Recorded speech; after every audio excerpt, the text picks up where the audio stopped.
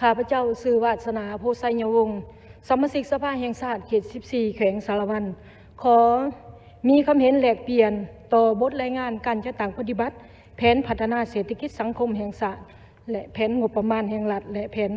เงินตรา6 เดือนต้นปีและแผนจุดซุ้ม6 เดือนท้ายปีต่อของเขตแขนงศึกษาธิการและกีฬาพื้นฐานข้าพเจ้าแสดงความเป็นเอกภาพต่อบทรายงานและกบทประกอบความเห็นของคณะประจำสภาแห่งชาติต่อบรรดาทานสมาชิกสภาแห่งชาติที่ได้มีความเห็นต่อไปแล้วนั้นแต่ข้าพเจ้าขอมีความเห็นแลกเปลี่ยนเกี่ยวกับแขนงศึกษาธิการและกีฬาอยู่ในข้อที่3จำหนึ่งที่เห็นว่าเป็นเวียกที่สำคัญและเป็นเวียกที่ต้องได้รับการจัดตั้งปฏิบัติอย่างหีบด่วนในการแก้ไขให้เด็ดขาดอันที่1เสนอให้ภาคส่วนที่เกี่ยวข้องหรือรัฐบาลแก้ไขอย่างหีบด่วนโดยเฉพาะการประละการเรียนในเมื่อเฮาบ่สามารถเก็บกำข้อมูลบางตัวสิบอกบ่ทันเป็นระบบชัดเจนเฮาจะมีวิธีการแก้ไขแนวใดในต่อหน้าหรือควรจะกำหนดเป็นวาระแห่งชาติ1บ่เพื่อพร้อมกันสุมใส่แก้ไขปัญหาดังกล่าวให้ได้2เพื่อเฮ็ดให้การศึกษาเขตห่างไกลศอกดีมีคุณภาพทั้งเป็นการดึงดูดจิตใจให้ลูกหลานอยาก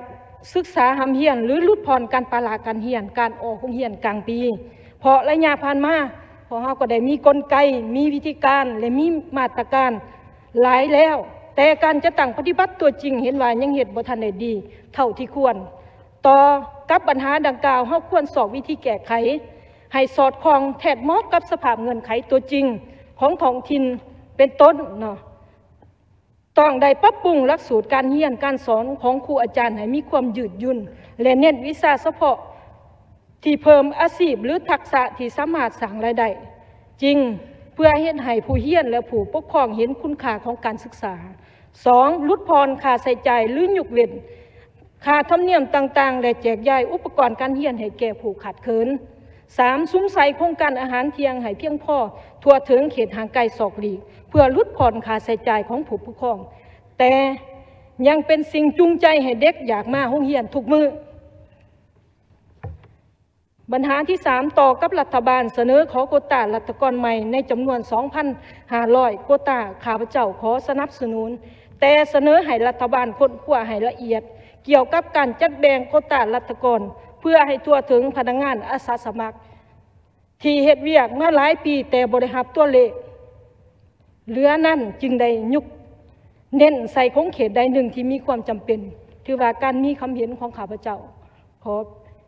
จบเพียงส่ำนี้เจ้าขอขอบใจท่านประธาน